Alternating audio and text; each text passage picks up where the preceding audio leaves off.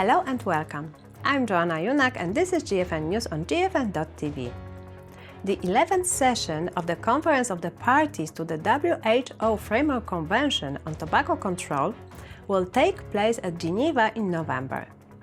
The meeting will gather government delegations from around the world to discuss tobacco and nicotine policy.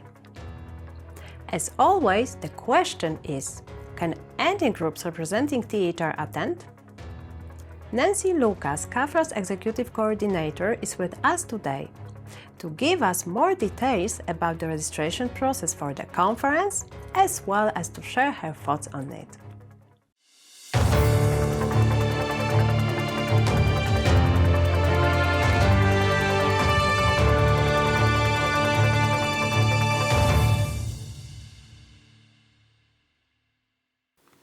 Hello, Nancy.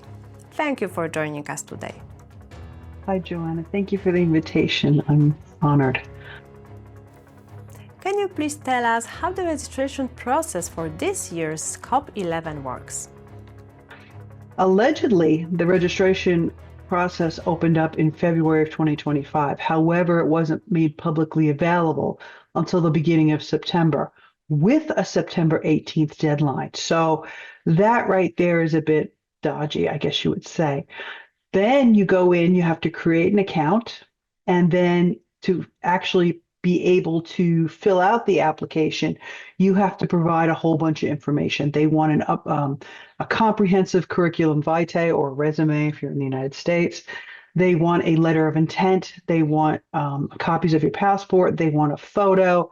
You know, they make it very difficult for the average person, civil society, proper civil society, to actually apply to register and apply to attend. And that could very well be on intent. They probably figure if we make this hard enough, then people aren't going to want to bother to do it.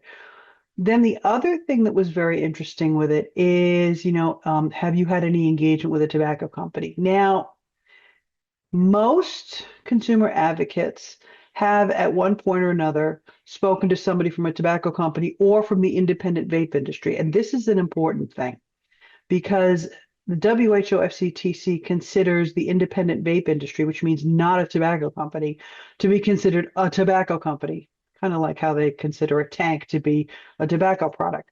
So under that umbrella, many people would be excluded simply because of engagement with local industry. And that is also probably by intent, and it's completely unfair, especially when you take into account that Article 5.3 was there to prevent undue influence on government officials from tobacco companies. It was never put there to exclude. It was put to prevent undue influence. However, it seems that FCTC Secretariat is interpreting that to mean no engagement whatsoever. So, what are the reasons for excluding consumers from these discussions?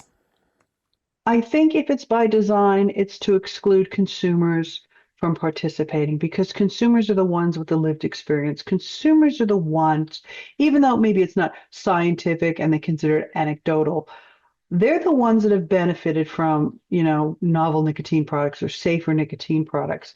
And if they get in there and they start talking about their experiences and they talk about how these products have helped them, it flies in the face of a quit or die mindset. And a lot of these people, that's what they have, especially now that the treaty itself is being interpreted not just about tobacco, but also they're including nicotine in it. So we're talking about people who are prohibitionists. Prohibitionists don't want to hear about any benefits that might possibly happen from a product that they want banned. And what impact could these exclusions have on the quality of health policy decisions made during the convention? The problem with excluding people and the mindset behind it is that people who may be on the fence or people who really don't know are going to see a one-sided view of everything, cherry-picked. And if they don't have that engagement with the people who have benefited from using nicotine outside of combustion or unsafe oral tobacco products like they have in Bangladesh and India and Sri Lanka, it's controlling the narrative. By excluding people, you're controlling the narrative, but also by excluding people that are directly impacted by policy decision and policy guidance, you're not getting the full picture. And what happens is if you sit there and you're going to promote bans or severe restrictions, all you're really doing is taking away the control to prevent harm and making more harm, because now you're sending it to the illicit market. The illicit market where there's no controls on what's in a product. The illicit market where there's no controls on who can access the product. Look at Australia. Look at the fire bombings. There are over 250 of them now, I think. It's not going to get any better. But this is the mantra that they're pushing: quit or die. It doesn't work. It never has worked, and it never will work. So, in this case, how should the registration process be designed to allow all harm reduction groups to take part? I think the registration for COP11, FCTC COP11, should be simple. Your name, okay, maybe a passport picture or a copy of your passport to verify your identity, maybe a short paragraph on who you are and why you wish to attend, and that should be it. It shouldn't be something, this entire process that's, like I said, the equivalent of applying for a visa for a country that doesn't accept people to come visit.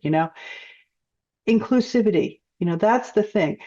You go, the World Health Organization, this is the weird thing about the World Health Organization, FCTC, every other organization, the World Health Organization accepts harm reduction for drugs. They accept harm reduction for sexual health. They accept harm reduction, road safety, pregnancy, all these things they accept harm reduction for. But when it comes to tobacco, nah. And it's right there in the treaty, Article 1D. So that's really interesting. And that's another thing we're going to have to watch out for at this COP, is how are they going to interpret Article 1D, harm reduction, because they haven't really spent a lot of time on that. Also, we've got to worry about Article 5.3. What are they using with that? We already know they misinterpret that to exclude people. These are the number one things that we need to worry about, is the definition of nicotine, the definition of what is tobacco industry, and how to implement or interpret Article 1D and 5.3.